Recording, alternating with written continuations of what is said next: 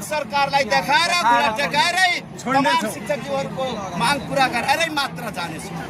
अब यो पत्रिका मेरो हातमा छ, तपाईहरु हेरिराख्नु भएको छ हैन। अब यो पत्रिका म आफै खान्छु, पहिला मेरो हातमा पत्रिका छ। अब यो म पहिला खान्छु अनि त्यसपछि पुनः सिंहदरबारसम्म पुर्याउँछु अनि शिक्षा लेख्छ। तालीले स्वागत गरौँ।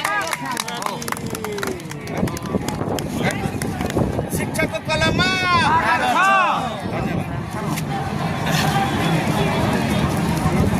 पुरानो शिक्षा आएन, अब नयाँ शिक्षा लेखिन्छ। चिन्ता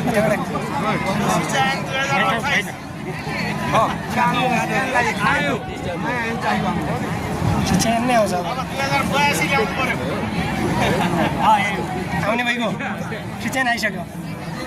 आऊ न आऊ पखाउन छप्प 28 लाख उल्ट्याएर 82 ल्याउनु पर्यो।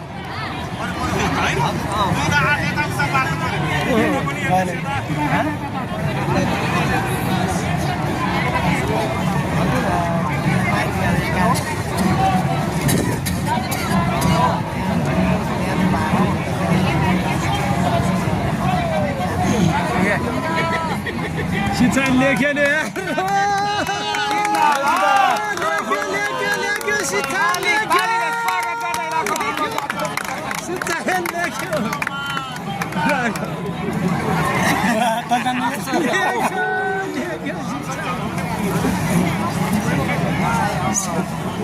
के अचम्म हो यस्तो?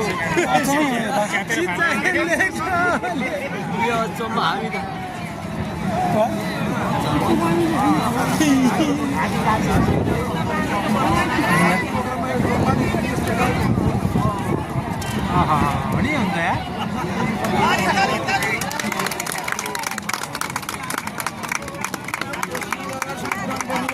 सिंहदरबार लामै चाहिने टाढा छौँ हामी। शिक्षक एकता जिन्दाबाद, शिक्षक एकता जिन्दाबाद, शिक्षकको कलममा तागत छ, शिक्षकको कलममा तागत छ, पुरानो ऐन खारेज गर, पुरानो ऐन खारेज गर, विद्यालय शिक्षा ऐन जारी गर, विद्यालय शिक्षा ऐन जारी गर, विद्यालय शिक्षा ऐन जारी गर, विद्यालय शिक्षा ऐन जारी गर। देख्यौ अघि पर जारी हाम्रो आन्दोलन जारी छ, हाम्रो आन्दोलन जारी छ।